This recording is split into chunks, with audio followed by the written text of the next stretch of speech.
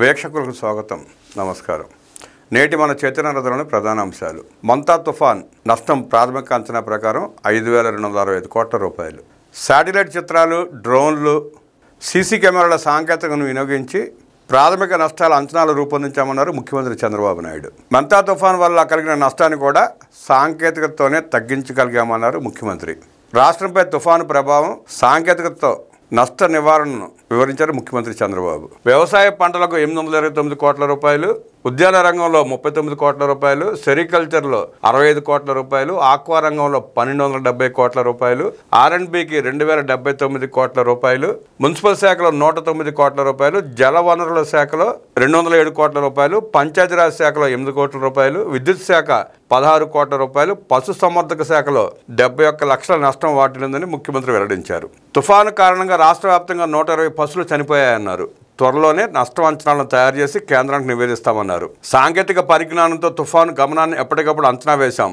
అత్యంత ఖచ్చితత్వంతో ప్రభావిత ప్రాంతాల్లోని ప్రజలకు హెచ్చరికలను చేరవేయగలిగాం. టెక్నాలజీ సాయంతో తుఫాన్ ప్రభావం వల్ల కలిగే నష్టాన్ని గణనీయంగా తగ్గించగలిగాం. అన్ని ప్రభుత్వ శాఖలు సమన్వయంతో పనిచేశాయి. మొదటి రోజునే పరిస్థితులను చాలా వరకు చక్కదిద్దాం. ఎప్పటికప్పుడు తుఫాన్ ప్రభావంపై సమీక్షలు నిర్వహించాం.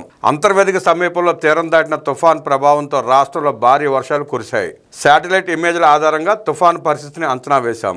సన్నద్ధత, ముందస్తు ప్రణాళికలతో ప్రకృతి వైపరీత్యం వల్ల జరిగిన నష్టాన్ని బాగా నివారించాం. వర్షాలు, గాలుల తీవ్రతను అంచనా వేస్తూ ఎప్పటికప్పుడు హెచ్చరికలు జారీ చేసి చర్యలు తీసుకున్నాం. గతంలో తుఫాన్ ప్రభావం తగ్గిన వారం రోజుల వరకు కోలుకునే పరిస్థితి ఉండేది కాదు. తుఫాన్లు, వర్షాలను ఆపలేం, కానీ అప్రమత్తత, ముందస్తు చర్యలతో ప్రాణ ఆస్తి నష్టాన్ని తగ్గించే అవకాశం ఉంది. తుఫాను ప్రభావం ఉన్న అన్ని ప్రాంతాల్లో టెక్నాలజీ ద్వారా నష్టాలను నివారించాం. భారీ వర్షాలు కురిసిన నేపథ్యంలో ఎక్కడికక్కడ ప్రవాహాలు పెద్ద ఎత్తున వస్తాయనేది అంచనా వేసి ముందస్తుగా హెచ్చరికలు ఇచ్చాం అని ముఖ్యమంత్రి చంద్రబాబు మీడియాకు వివరించారు.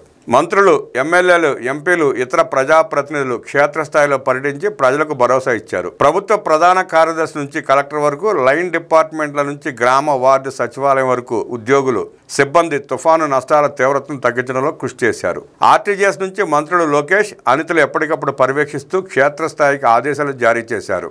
అంతా కలిసి సమిష్టిగా పనిచేయబట్టే ఇది సాధ్యమైంది. వారందరికీ అభినందనలు తెలియజేస్తున్నాను.